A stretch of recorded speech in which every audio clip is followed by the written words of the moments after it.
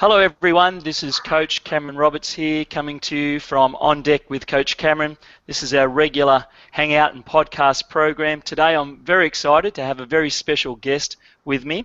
I've got Saija Mahon from Mahon Digital Marketing. Now, they are an international digital marketing agency that help businesses grow by achieving their sales targets online. And I'm very excited because the topic today of the episode is how to create an international business starting with a laptop and zero capital.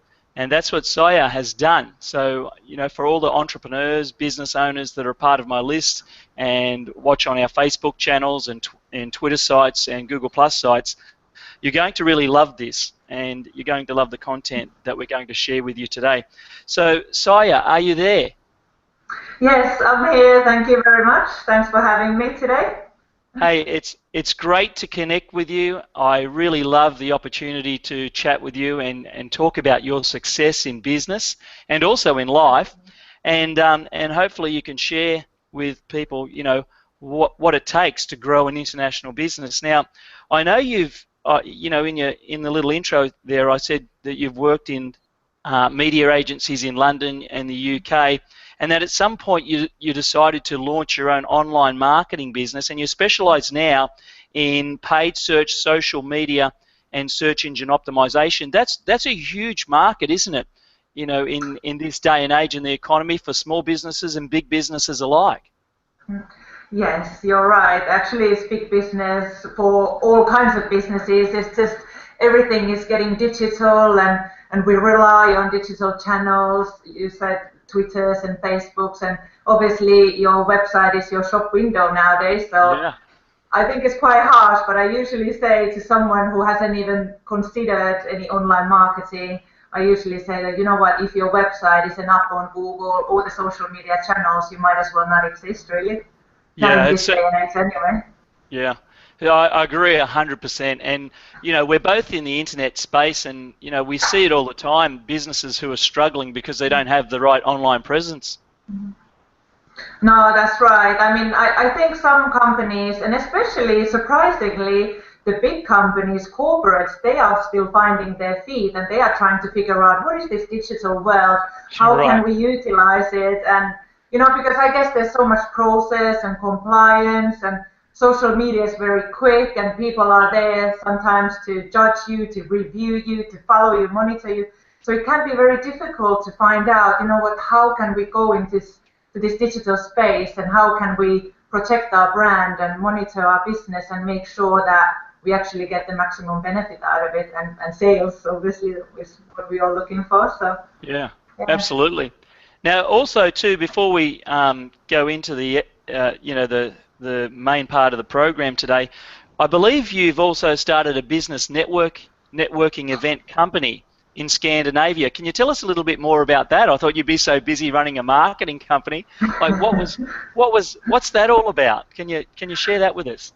Yeah, sure. So I'm originally from Finland, which is the accent that I have still, can't get rid of that. However, I live in the UK. I've been here for 15 years now, and I started my digital marketing agency when actually I went on maternity, and that's how we was all born. So I've been living this digital age for 5 years with my own company, and over 10 years, almost 12 years within the media agencies that I used to work for in London. And you know what, I thought, you spend most of your time online, in the office, and so forth. So there's kind of the physical interaction and meeting with people, meeting with new contacts, and really networking again, rather than just being online, is really important as well, but it's disappearing. So when I expanded the company to Finland and Scandinavia, I thought, well, you know what, I don't have any networks here anymore. I actually never did, really, because I lived here all my adult life and all my working life. So I thought, well, you know what, I'm just going to start a company that specializes in offline networking events where we actually can meet other business owners, like-minded entrepreneurs, and really build a support network around us, and maybe even get some beneficial contacts or partners. Yep. And that's called is that the Caviar Club. Am I pronouncing that correctly? The Yes, Caviar Club? it's the Caviar Club, but it actually has nothing to do with caviar, which is Yeah.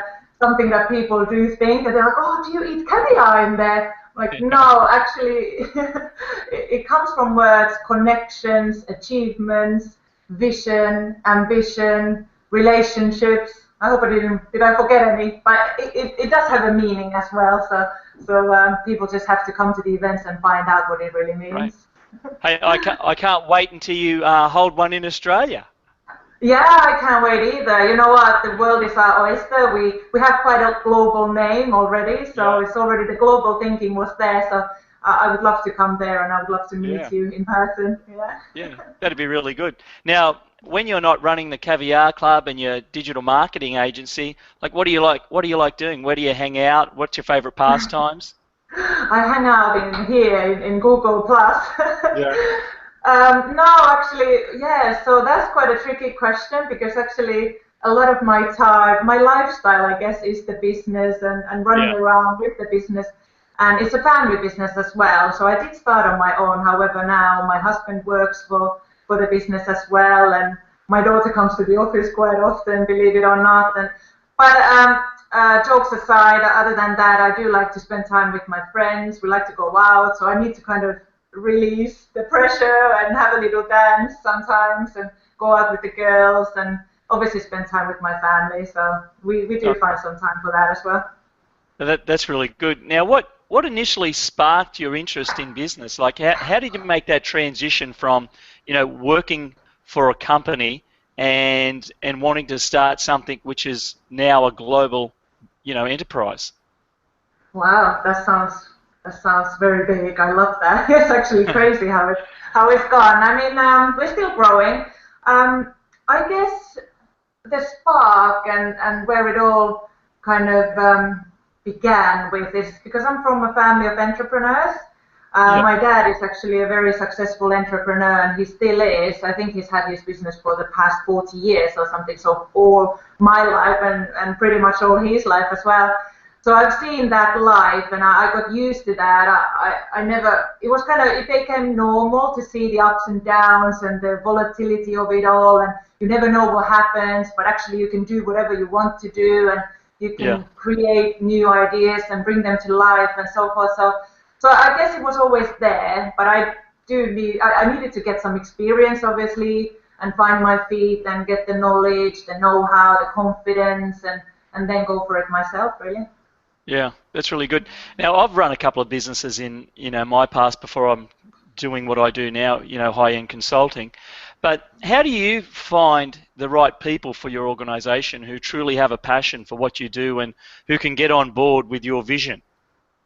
No, that's very, very hard, actually. I've just hired our 13th person yesterday. I'm Yeah. very excited because he will start next week. However, it is very hard. It really is, because this is my baby. I call my company my baby, so it's very That's good. important. It's pretty much my life, you know how it is. Yeah. Yeah. Um, so I guess, obviously it's very important that you have interviews and you really filter through the right kind of candidates. But what I've kind of had in mind in terms of when I started to hire people, it's not all about CV and what they know.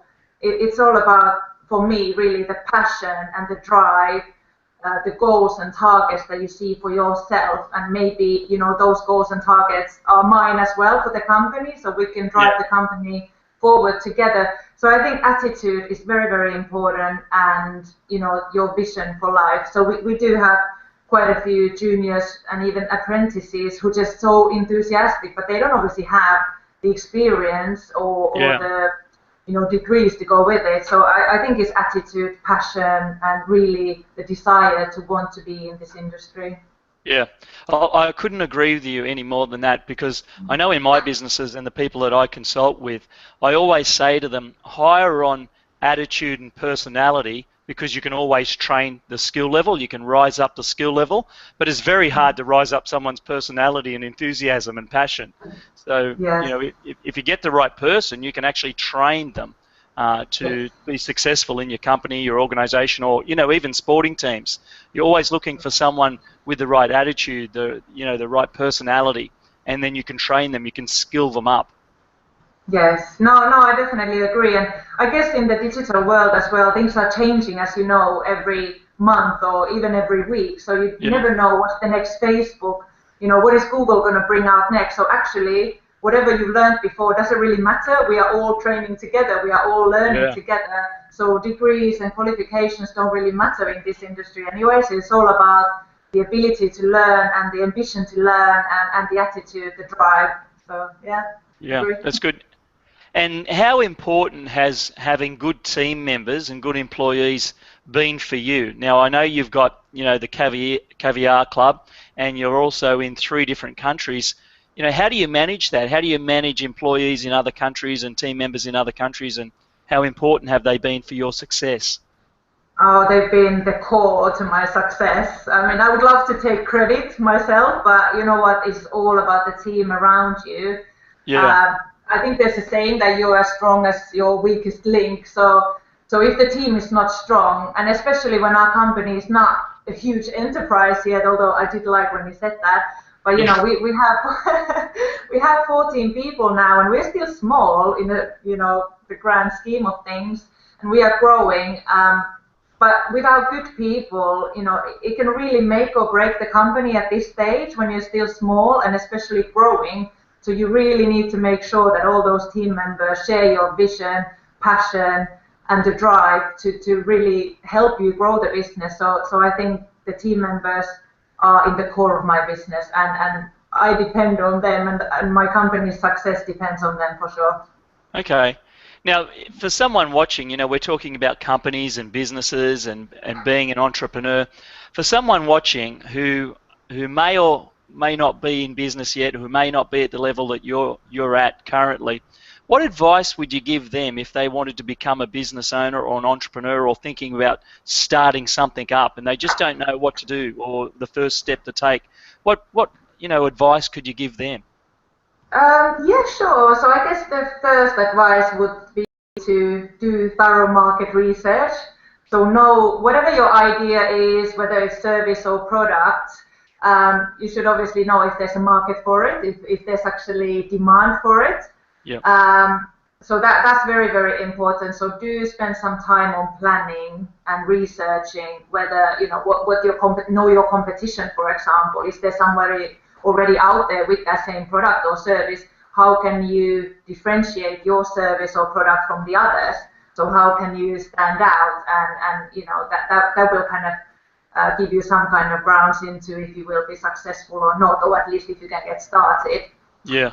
And I guess the second would be surround yourself with skillful people, so networks, networking events and clubs. I mean, when I started the business on my own, I didn't really take full use of those networking events and opportunities that were there. Here in London, there's loads of them.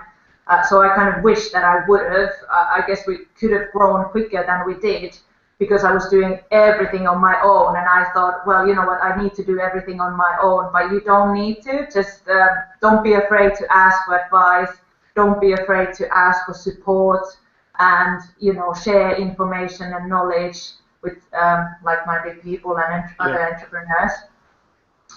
And I guess the third would be to go for it. So this is what I always say, go for it. If you have a vision, you have a passion, you really want to do it. If you can't really become an entrepreneur, I think it will be in you already from the start, but it will come out at some point. So if you have a vision and you have a strong vision, believe in it and stick with it. I know there's few entrepreneur friends of mine that I've met in these networking events, and then we become friends. And sometimes they doubt themselves and they're like, you know what, I've been doing this for a few months now, like 3 months or 6 months, and I'm still not there. I'm not there yet. I'm not successful. Nothing happens overnight. I've been doing this for 5 years, and now we are kind of getting there. We are growing. That's right. But I put so many hours in. You have to be ready to put the work in, the hours in, and stick with your plan. Just don't give up, because the success will come if you work hard, but it won't come overnight. Yeah, and I think a very important distinction is that a lot of people try and, we say in Australia, try and get all their ducks to line up. And what that means is that they want everything to be perfect before they launch something or before they do something. What's your experience been in that? Like, do you wait for everything to be perfect, or do you just, you start and you learn as you go? No, yeah, definitely. I think we must have something similar here in the UK, even in Finland. But yes, no, you're never ready. I mean, Yeah. I don't know how you can even think that, because if you're ready, there's nowhere to go from there. There's nowhere to develop from there. So Yeah, no, that's I right. don't think you will. I don't think you will ever be ready. I mean, when I started, I did my own website, and it was horrendous. It was horrible. I think it was like a Google site or something that you could mock up yourself in 5 minutes, and that's not my specialty. But you know Yeah, what, I was like, you know what, I want to launch myself out there, and I want the world to know that this is me, this is my company, I'm so proud of it. And then, as you say, you just learn as you go along, you get people to help you change your website every year probably, because the trends change as well, you yeah, develop yeah, your product and service portfolio. I'm not ready yet. I don't think I will be for many, many years, maybe never. So no, yeah. don't wait, just go for it. Yeah, that's good. That's really good advice. Now, I just made a couple of notes when you were talking before about networking events, and I know you run the Caviar Club.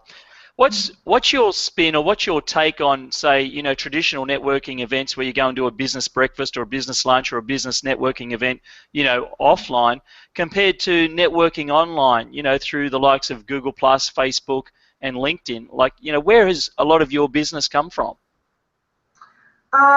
Various places. So obviously we use online marketing to our advantage, because this is what we know the best. Yep. And now we're getting into the networking side of things, and we're quite good at that too. So that's great. However, all the channels are really important in terms of supporting each other.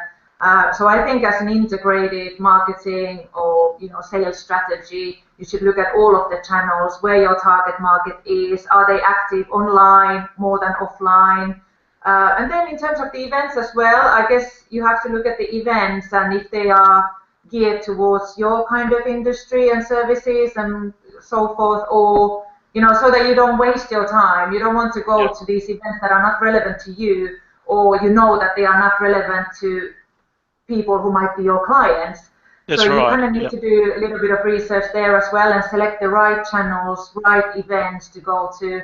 And then obviously it's so important to follow up. So if you do meet people in these networking events, don't leave it in there. I always say in our events when we have them, that when you exchange business cards and talk to someone, don't let it be a one-night stand, so to speak. Follow up next week, go for coffee, arrange a meeting. So yeah, follow up is important, online or offline. Yeah. That's really important, isn't it? Because, the person you're following up, you might not do business with them, but at some point you might be able to refer them business, or they might be able to refer you business.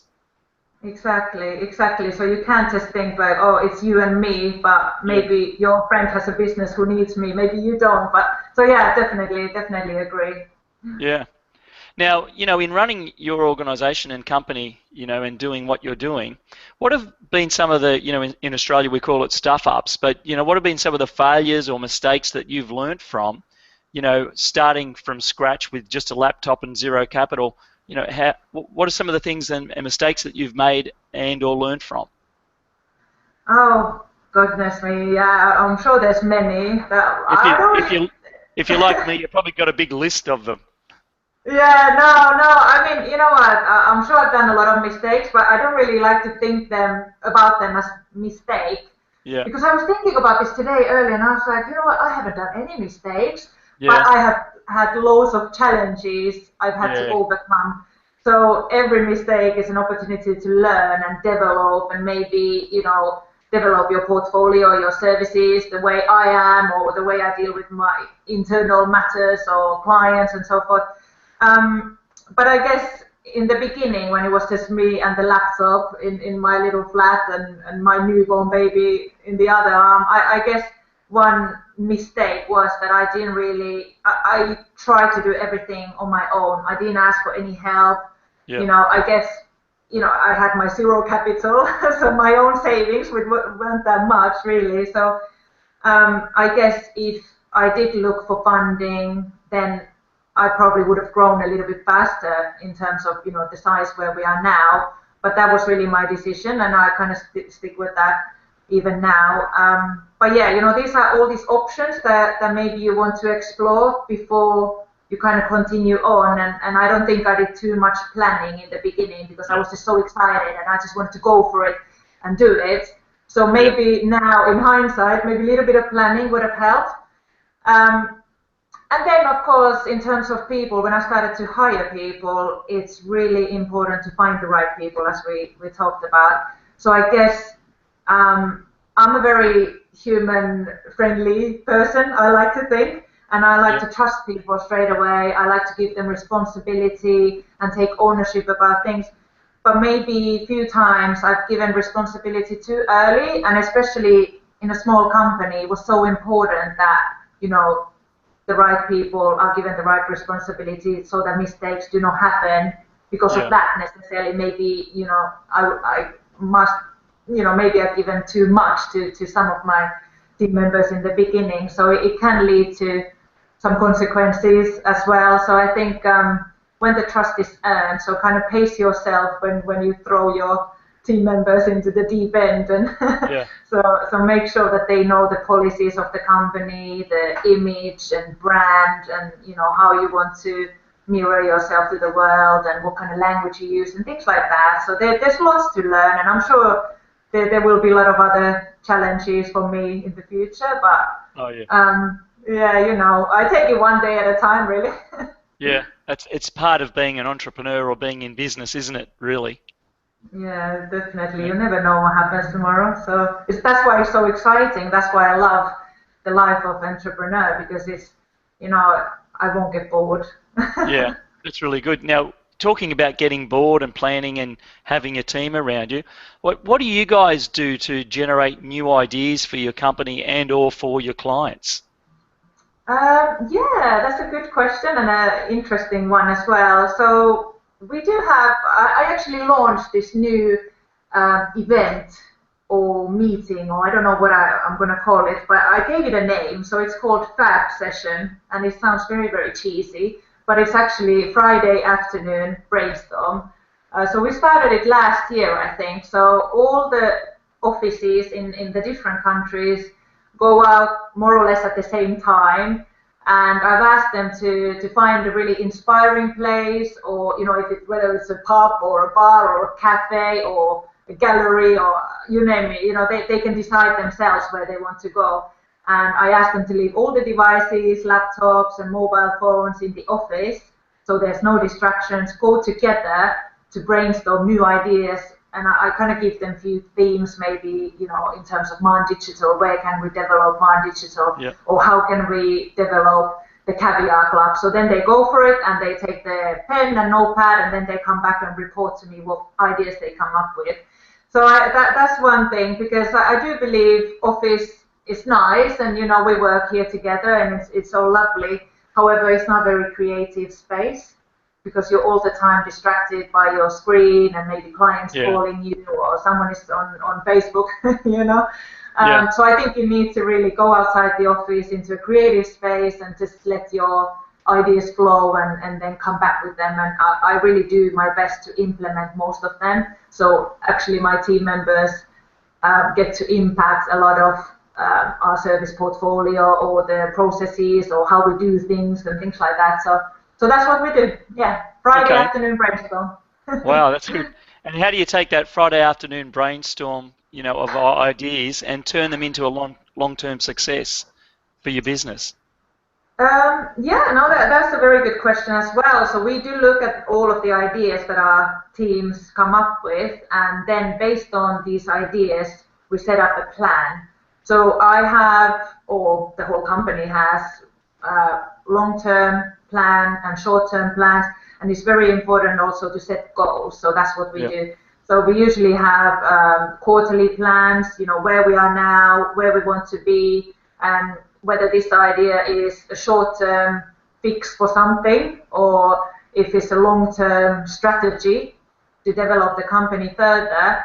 And then we set goals and targets that we need to be here in the next 3 months or in the next 6 months or within a year or something like that. So in order to really succeed and have stability within a company, I think you really need to set up goals and long-term goals as well, not just the short-term monthly ones or weekly ones, because time goes quickly, very quickly. So. I agree 100%. And for those who don't know my story, I used to be a professional sporting coach before I got into business for 10 years and now, into consultancy work. But you spoke a little bit about goals. What do you do to help people achieve those goals? Do you offer some sort of incentive? Is there some sort of, carrot, so to speak? Like, how do you motivate people to achieve their goals in your team? Yeah, sure. So I think we have few carrots in the company. So I do have bonus scheme, obviously. So that's the financial side that more or less everybody is attracted to. But it's not all about the money as well. Yeah. I believe you do need to love your career and where you work. You need to love your team members and the work you do, because you're probably at work, most of your life. You're 8 hours a day, 5 days a week. So it must be something else than money. But of course, there's the bonus scheme. And then, I do try to surprise my team with trips to, for example, we have Christmas parties in London. So I fly everybody over. And so that's kind of something that everybody looks forward to at the end of the year. We do go to these events a lot. And to sporting events, actually, now that you say, I do send my team to sporting events. And Nice. Yeah, and actually I just asked them there, what would you like to do? Where would you like to go? And the company will pay, because I do really appreciate the work they put in, and it's hard work as well sometimes. Yeah. I mean, so I do value that, and I usually try to ask and really communicate with the team and ask, what do they like? What do you want to do? What would you feel is that carrot for you? Because it's not necessarily the money for everybody. It might be something, just go out with the team and have fun and get to know each other a little bit better. So, yeah, it's little things here and there around the year, not just at Christmas. Yeah, that's fantastic, because people really love an experience, don't they? Like you said, money's important. We're all driven by money, but only to a certain extent. But it's the experience, it's the connection that people want. So that's really good. Yeah, no, definitely. Yeah, actually, I'm planning another one for next month, and if my team is watching now, they're going to be like, oh my goodness, what's coming? I planned this Anything Can Happen Day, and I recommend that to any entrepreneur, owner, CEO. It's basically you maintain this element of mystery, so you just book a date in everybody's calendar and call it Anything Can Happen, and then you just surprise them. So it's something to look forward to. Hopefully they're not terrified, but You might get a rush of new applications coming to join your company. I might. I'm happy to read all of them. We're looking for brilliant people all the time. That's good. And you guys are a marketing company. Tell me, how does a marketing company or a digital marketing company market themselves? Like, what do you guys do online to be successful and market your own brand and company when you're marketing other people's? Yeah, so that's what we do. Obviously, we have our own social media channels, and we optimize our website. We update our website all the time, so make sure that when potential clients, obviously, you would think if we offer social media services and online marketing and search engine optimization and things like that, we would have our own properties optimized as well. So we do make sure that we actively update our social media channels and so forth. Yeah. But other than that, we try to guide businesses and companies. So we have a blog. We are quite active bloggers. So we do try to give a little bit of advice and tips and tricks that actually benefit companies, whether or not they want to buy services from us. But we do like to kind of contribute to the community as such. Because if the businesses around us is growing, I'm sure it will impact our business as well. So we do try to be, or hopefully one day we will be, the go-to authority for business advice and especially digital marketing advice and networking and so forth. So blog is one thing, and we're sharing news and yeah, just keeping everybody updated of the world of digital. That's very good. Do you have any particular strategy that you guys enjoy doing the most?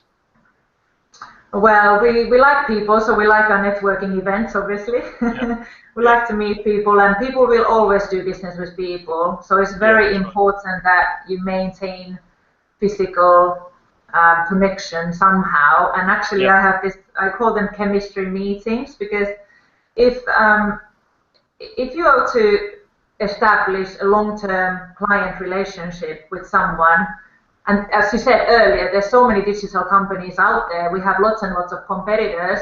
I'm sure we do things the best. Of course we do. But, at the end of the day, there has to be some chemistry as well. So we do need to make sure that the client wants to work with us, because we are really nice guys as well. We do things well, but you know what? We are nice to deal with every day. They like to meet with us and so forth, plan their future with us so we can grow together as two businesses and so forth. So we do like the networking events and meeting our clients. Yep. But of course, I think social media is one where we have quite a big following, and people like to engage with us, and they are quite interested in what we have to say and things like that. So it's really a combination of quite a few channels for us. Okay, great. And how in my last question to you today, because we're running out of time, what's being an entrepreneur and having an international business like you've got now, how has that impacted on your family life, or changed it, or made it better? Like, how do you juggle all that? I don't know. No, it's really good actually. I think you just have to be very, very organized, and I'm insanely organized. I know pretty much every minute of my day. Or of course, there's always the element of surprise, but I try to plan ahead. In terms of family life and the business. And as I said before, it's a family business now. So it's quite flexible, because my husband is working with me. So I do have a daughter as well, who, there's the school we have to deal with, and her hobbies and things like that. But because we work in the same office, it's flexible. So I could easily take a couple hours off if I needed to, or my husband can do the same. So I guess in those terms, it's made life better, because we are not tied to someone else's desk 9 to 5 working for someone. We are here, and we decide what we do, and obviously that gives us some kind of flexibility. So yeah, it's very good for family life. I think you can make it work, and you will have time, because you're working. You're not working from 9 to 5 as an entrepreneur. You're pretty much working 24/7, but obviously you're taking your time off in between. So just be very organized. That's my advice. Just, you have to be organized. Okay. And is there any final tips that you'd want to give anyone starting up, or anyone that's not real sure about how to get into digital marketing? How can they get in touch with you? Where's your blog site they can learn more from you? Yeah, definitely. I mean, I'm always happy to give advice, and you're very welcome to our blog. Our website is www.mahondigital.co.uk. We have mahondigital.com as well, and there's drop downs for all of our different languages that we have. So I think we have Russia, French, Finnish, Swedish, Spanish is coming. So we try to cater for all of you there. And we are found in Facebook and Twitter as well, under the name of Mahon Digital, and Pinterest, Instagram, you name it, we are there. Just search with the keyword Mahon Digital, and we're happy to advise, and feel free to call me. I'm pretty happy to talk to you as well. So yeah, looking forward to engaging with everybody who's watching. Okay, thank you. And well, we've run out of time, Saija, but I just want to say thank you very much for coming on the show today. I really appreciate it. There's been some great content there, and some really good words of wisdom from someone who has started off with almost nothing, just a laptop, and has grown into an international business. So thank you very much for coming on the show. Thank you very much for having me. It's been a great discussion. Okay, great. All right, thank you, and I hope everyone has enjoyed it. Until next time, this is Coach Cameron Roberts signing out.